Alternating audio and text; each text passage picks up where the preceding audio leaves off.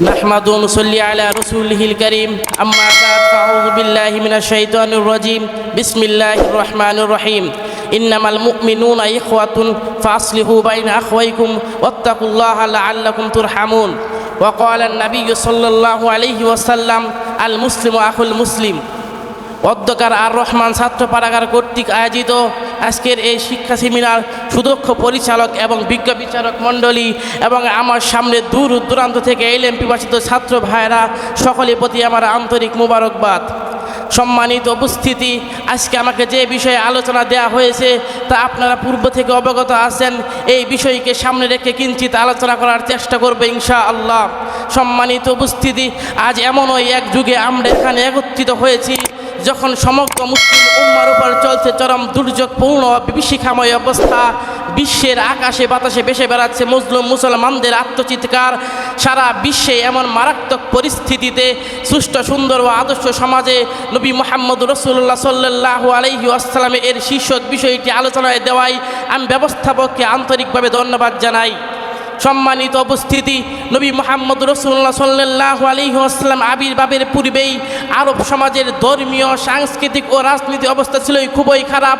মানবতা ছিল ধ্বংসের অতল গভীরে, যার বর্ণনা আল্লাহ তাআলা পবিত্র কুরআনে দিয়েছেন, ওয়া কুনতুম আলা শাফা হুফরাতিম মিনান নার ফাআনকাযাহুম মিনহা। তোমরা তো ছিলে জাহান্নামের আগুনের কিনারায়, যারা পাও পিছলা আওয়াশ উলুমে জাগরে, সামান্য পাও পিছলে গেলে তোমরা জাহান্নামের মধ্যে পড়ে গেতে। রাসূল আকরাম সাল্লাল্লাহু আলাইহি ওয়াসাল্লাম তোমাদেরকে সেখান থেকে রক্ষা করেছেন। সম্মানিত উপস্থিতি, সেই অজ্ঞতার যুগে মানুষের ছিল না সামাজিক কোনো অধিকার। মানুষ ভুলে গিয়েছিল তাদের সৃষ্টির মহান উদ্দেশ্যকে। সামান্য ঘটনাকে কেন্দ্র করে বছরের পর বছর লেগে থাকতো যুদ্ধ। নারী জাতির ছিল না সামান্যতম কোনো মর্যাদা। দাস দাসীর উপর চলত নির্যাতন। দরিদ্র লোকদের জন্য ছিল সুদ নামক এক হাতিয়ার।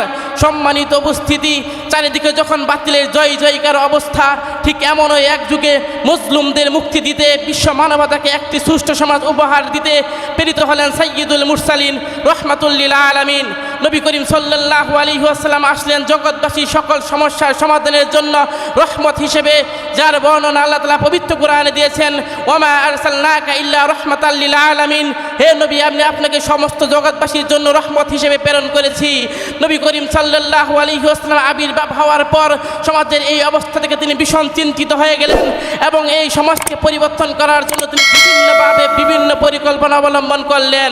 সম্মানিত উপস্থিতি, নবী করিম সাল্লাল্লাহু আলাইহি ওয়াসাল্লাম তাই শৈশবে চক্ষু মেলে তিনি দেখলেন আরবদের মূর্খতা এবং মানবতার এমন করুণ পরিস্থিতি দেখে খুনাখুনি রাজধানীকে বন্ধ করতে তার বাল্যকালেই মাত্র 14 বছর বয়সের নিজেই সমবয়সী যুবকদেরকে সাথে নিয়ে প্রতিষ্ঠা করলেন হিলফুল ফুজুল নামক একটি সংগঠন। সেই সংগঠনের মূল দাবি ছিল আজ থেকে কোনো নারী দর্শিত অবস্থায় মক্কা ত্যাগ করবে না। সেই সংগঠনের মূল দাবি ছিল আজ থেকে কোনো নারী নিপীড়িত অবস্থায় মক্কা ত্যাগ করবে না। সম্মানিত উপস্থিতি, নবী করিম সাল্লাল্লাহু আলাইহি ওয়াসাল্লাম তার বাল্যকাল থেকেই সমাজে অনেক গুরুত্বপূর্ণ সমস্যার সমাধান প্রদান করে আসন্ন একটি মহা বিপদের হাত থেকে একটি জাতিকে রক্ষা করেছেন।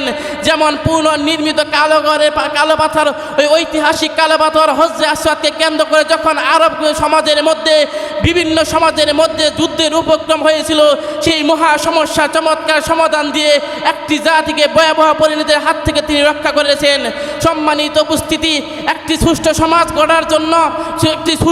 গড়ার জন্য সেখানের মানুষের জীবন ও সম্পদের নিরাপত্তা একটি সূক্ষ্ম বিষয়।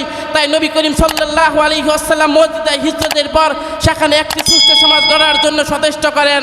সম্মানিত উপস্থিতি, নবী করিম সাল্লাল্লাহু আলাইহি ওয়াসাল্লাম বর্ণনা করেন, আল মুসলিম আখুল মুসলিম।